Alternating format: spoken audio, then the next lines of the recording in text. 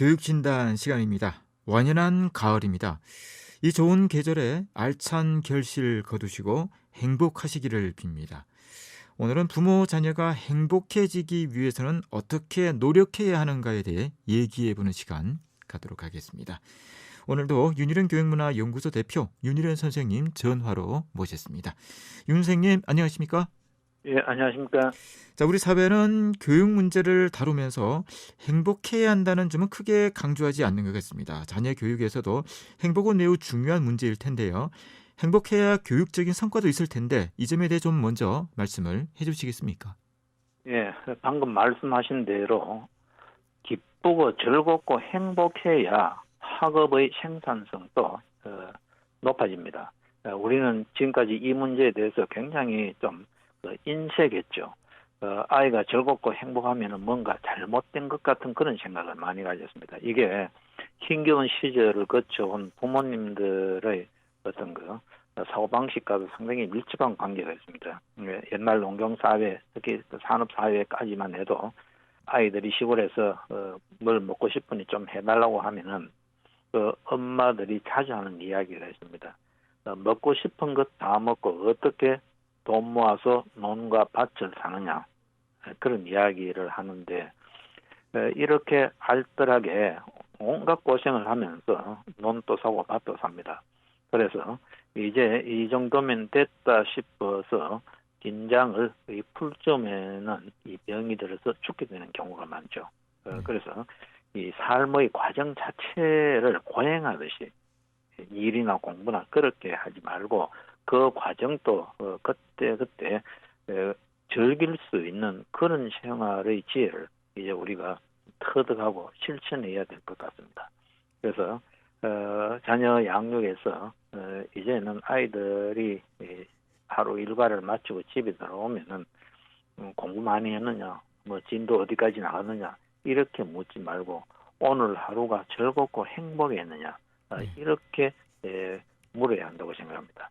이 점을 우리가 좀 더 적극적으로 실천하면은 온 가족이 같이 행복할 수 있고 또 성적도 향상될 수 있다는 걸 한번 생각해 보면 좋겠습니다. 네. 삶의 과정을 즐길 수 있어야 한다. 또 그 과정의 일부가 공부도 포함이 된다는 말씀이신데요. 자, 우리가 행복해지기 위해서 어떤 노력을 해야 하는지 말씀을 해주시겠습니까? 예, 행복은 그냥 주어지는 게 아니고 그 행복해지려고 적극적인 그 노력을 할 필요가 있습니다. 그래서 즐거운 경험을 자주 하고 또 즐거운 경험을 잘할 수 있는 사람이 일생을 살면서 더 행복할 수 있는 가능성이 커진다고 합니다. 그래서 어린 시절에 이 부모, 특히 집안의 이 분위기는 굉장히 중요합니다. 낙천적인 부모에게서 낙천적인 자식이 출생할 확률이 아주 높습니다. 즐거움을 잘 느끼지 못하는 사람은 또 비슷한 성격의 자식을 낳을 확률이 상대적으로 높다고 이야기를 합니다. 그래서 우리는 어떻게 하면은 같이 행복해질 수 있을까 이 점에 대해서 좀 생각을 해봐야 하는데요. 여기에는 여러 가지 방법이 있는데 먼저 이 점을 강조하고 싶습니다. 일이든 공부든 어떤 것에 몰입하는 법을 배워야 합니다. 우리는 무엇인가 몰입할 때 시간이 멈춘다는 것을 느끼게 됩니다. 이 말은 너무 재미있는 게임을 하거나 진심으로 좋아하는 친구와 놀 때에는 그 시간이 일상생활의 시간보다도 더 짧게 느껴지는데 이게 바로 몰입하기 때문이라는 것이죠. 이 몰입을 경험한 사람은 지루함과 좌절이 아닌 이 생동감과 활력을 그 선물로 받는다고 합니다. 그래서 단순히 즐거운 것이 아니라 또 도전을 위한 동기도 부여받게 된다는 것이죠.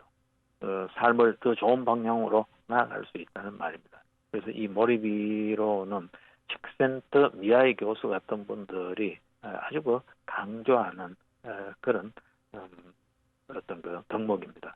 그래서 우리는 일과 공부, 이 모든 일을 즐겁게 몰입하는 훈련을 할 때 행복은 더 높아진다는 걸 우리가 한번 생각해 볼 필요가 있습니다. 그러므로 우리가 행복한 삶을 살기 위해서는 의미 있는 삶을 살려고 노력해야 합니다. 물론 어느 누구의 삶도 의미 없는 삶이 없고 또 의미를 추구하지 않는 삶은 없겠지만 오늘은 이 관점을 한번 생각해 보면 좋겠습니다. 오늘 말하고 싶은 의미 있는 삶이란 자신만의 강점을 인식한 뒤 그 강점을 이용해 더 큰 무엇인가를 위해 봉사하는 활동을 좀 하면 좋겠다는 것입니다. 이 사람은 봉사를 통해 긍정적인 감정을 얻게 됩니다. 인생의 중간중간마다 우리는 자신의 삶을 돌아보고 또 남을 위해 살아본 경험이 있는지 물어볼 필요가 있습니다. 상당수의 사람들은 그런 경험이 그 없거나 있어도 좀 부족하다고 그렇게 느끼며 아쉬운 마음을 가지게 됩니다. 한 사람의 인간으로 태어나서 자기 자신 또 좁게 자기 가족만을 위해 사는 것도 물론 보람이 있지만 더 큰 만족감은 봉사죠. 봉사는 그 봉사를 받는 대상보다는 봉사하는 사람을 훨씬 기쁘고 행복하게 해준다는 많은 연구 결과들이 있습니다. 그래서 일상생활에서도 버스나 지하철에서 자리를 양보하거나 잠시 자리를 양보하며 오고 가는 감사의 문인사나 혹은 자원봉사로 어디에 가서 한번 땀을 흘려본다거나 이런 것들이 삶을 좀 더 의미 있고 더 적극적으로 살아야겠다는 어떤 긍정적인 에너지와 힘을 준다고 이야기를 합니다. 그래서 내 자신의 삶을 충만하게 하기 위해서도 도움을 필요로 하는 어떤 분야에 내 능력이 닿는 그런 봉사활동이 행복도를 높인다는 것도 우리가 이 가을 한번 생각해 보면 좋겠습니다. 네. 행복해지기 위해서는 노력하고 연습을 해야 된다. 또 긍정적인 에너지에 큰 힘이 있다. 이런 말씀이었습니다. 자, 이와 좀 덧붙여서 좀 더 행복해지기 위해서 어떤 부분이 필요할지 간단한 조언을 듣고 마치도록 하겠습니다. 네, 우리가 앞부분에서도 이 행복은 가만히 있는데 어느 날 어떤 환경이나 사정에 의해 주어지기보다는 본인이 적극적으로 만들어가는 요소일 가능성이 훨씬 더 높다고 이야기를 했습니다. 이 즐거움, 만족, 행복감 이런 것들은 긍정적인 정서입니다. 반면 불안, 공포, 긴장감 같은 느낌들은 부정적인 정서입니다. 우리 뇌에는 감정과 정서를 담당하고 있는 다양한 영역들이 존재합니다. 부정적 정서를 담당하고 있는 편도체, 시상, 하부 등은 대뇌 피질보다는 상대적으로 더 내부 깊숙이 안쪽에 있습니다. 우리의 뇌는 일반적으로 내부와 중심으로 들어갈수록 본능, 즉 타고난 것들과 관계가 있다고 합니다. 그리고 바깥쪽에 있는 대뇌 피질을 향해 갈수록 후천적이며 해석이 필요한 내용과 관련이 있다고 합니다.